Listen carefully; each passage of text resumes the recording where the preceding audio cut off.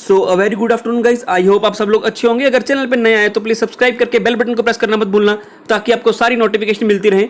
और latest court judgments, notification, circular, press release को download करने के लिए टेलीग्राम को ज्वाइन कर लो, लिंक इज इन डिस्क्रिप्शन। वहां पर आपको लेटेस्ट सेशन मिल जाएंगे on demand and recovery, audit by tax authority section 65 में, RCM, place of life, QRMP scheme, refund के ऊपर सारे लेटेस्ट सेशन आपको मिल जाएंगे। सेशन बिल्कुल फ्री है, प्रोवाइडेड आप एक कोड यूज करो tax talk 10। So link is in description, आप चेक कर सकते हो। सो गाइस, जिस केस की मैं बात करने वाला हूं, आपको इससे हमेशा इंश्योर करना है कि आपको अपना पैन कभी भी किसी के साथ डिस्क्लोज नहीं करना without getting information from them. Because इस केस में क्या हुआ है, बिना मतलब पहले क्या किया, पर्सन ने रिटर्न फाइल की अपनी टीडीएस की, बट फिर 3-4 साल बाद उस टीडीएस रिटर्न को रिवाइज कर दिया। पैन नंबर किसी इंप्लॉई के नाम पे ले लिए जो कि अननोन थे, उनको पता भी नहीं लगा कि हमारे पैन लिए जा रहे हैं। उनसे पैन नंबर लिए, टीडीएस रिटर्न को रिवाइज किया। रिटर्न रिवीजन करने के बाद वो जो क्रेडिट था टीडीएस का उनके अकाउंट में चला गया, और उन्होंने उनसे रिटर्न फाइल करवा के वहां पे जो उनको पैसा आया उनको कमीशन दे के उनसे सारा रिफंड क्लेम कर लिया। उसमें पूरे 3 करोड़ का बात हुई है।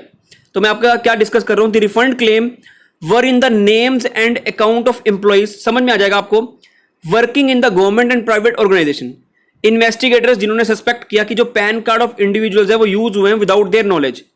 इनकम टैक्स डिपार्टमेंट ने डिटेक्ट किया कि huge scam in refund claim to the tune of rupees 3.4 crore हो रहे हैं by a private tax consultant. इसमें बेसिकली क्या हुआ, आपको यहां से पढ़ना है।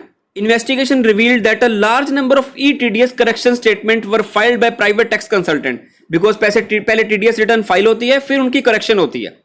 इस केस में क्या हुआ, for this purpose the pan of various individual who actually do not have any business activity or receipts were utilized without their knowledge। मतलब उनसे पैन नंबर ले लिए, उनके पैन नंबर वहां पे दे दिए। मतलब आप जब टीडीएस डिडक्टर जब रिटर्न फाइल करता है, वहां पे पैन नंबर देता है डिडक्टिव्स के, जिनका टीडीएस कटता है। तो वहां पर पैन नंबर पहले कुछ और दिया, बाद में कुछ और दे दिया रिवीजन करने के बाद। फॉर एग्जाम्पल मैं आपको थोड़ा समझा देता हूं। पहले किसी का पैन नंबर यूज किया ए, तो इनके अकाउंट में चला गया वो पैसा, बट क्या किया, इनकी टीडीएस रिटर्न रिवाइज कर दी। डिडक्टर ने टीडीएस रिटर्न रिवाइज करके ए की जगह कर दिया बी, तो पैसा किसके अकाउंट में जा रहा है, टीडीएस का, बी के। तो बी ने क्या किया, रिटर्न फाइल की, इनसे पैन नंबर लिया था, इनको कमीशन देके बाकी सारा रिफंड खुद रख लिया।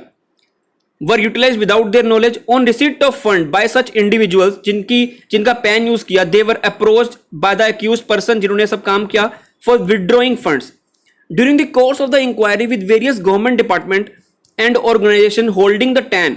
Investigators found that the name of the individual in whose name the ETDS return were filed were actually not employed by them, because पहले A को रखा था, इसकी रिटर्न रिवाइज करके B कर दिया ताकि पैसा हमारे पास भी आए। A verification of ETDS filed for the financial year 14-15, 15-16, 17-18 revealed that the name of 246 individual did not match with PAN records। मतलब 246 रिकॉर्ड्स को रिवाइज किया गया था ताकि ये जो टीडीएस का है किसी के और रिकॉर्ड में चला जाए, जहां से उनको हमें भी बेनिफिट हो जाए। इनकम टैक्स डिपार्टमेंट ने ये सारी बातें डिस्क्लोज की। In total a sum of rupees 3,42,77,901 rupees was unlawfully claimed for various individual once the refund amount was credited to their respective account। जिनका पैन नंबर यूज किया गया टीडीएस रिटर्न की revision के लिए, The money was withdrawn on the direction of जो जिनके basis पे ये काम किया जा रहा था, जिन्होंने बोला कि टीडीएस रिटर्न रिवीजन करनी है, प्राइवेट कंसल्टेंट जो भी इन्वॉल्व था, उन्होंने क्या किया, इनको कमीशन पे की रेंजिंग बिटवीन 5,000 एंड 10,000, और अपने पास खुद पूरा रिफंड रख लिया।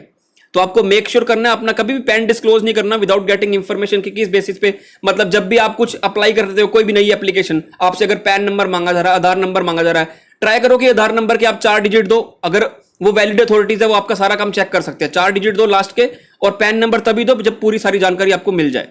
सो गाइस, अब बात कर लेते हैं जो मैं आपको ऑलरेडी बता चुका हूं, तो ज्यादा टाइम नहीं लूंगा मैं, कि जीएसटीआर 3B की रिटर्न की ड्यू डेट को रिवाइज नहीं किया, मतलब एक्सटेंड नहीं किया ड्यू डेट को। डेट को बढ़ाया गया सिर्फ लेट फीस के वेवर के लिए। तो जो यहाँ पे पोर्टल पे जो 19 जून आ रही है, ये ड्यू डेट को एक्सटेंड नहीं किया है। ड्यू डेट आपकी बिल्कुल 20 मई ही अप्रैल के लिए। मैं आपको काफी बार एक्सप्लेन कर चुका हूं, तो बिल्कुल ज्यादा एक्सप्लेन नहीं करूंगा। ड्यू डेट आपकी 20 मई ही है। 19 जून सिर्फ लेट फीस के वेवर के लिए, जो कि पोर्टल ने अभी क्लैरिफाई कर दिया है। The extended due date shown is meant for waiver of late fee only till such date. 20 मई के बाद फाइल करोगे तो इंटरेस्ट तो पड़ेगा ही पड़ेगा, डिपेंडिंग ऑन 15 दिन के बाद, 15 दिन के पहले, वो मैं आपको ऑलरेडी बता चुका हूं, तो दोबारा मैं एक्सप्लेन नहीं कर रहा हूं।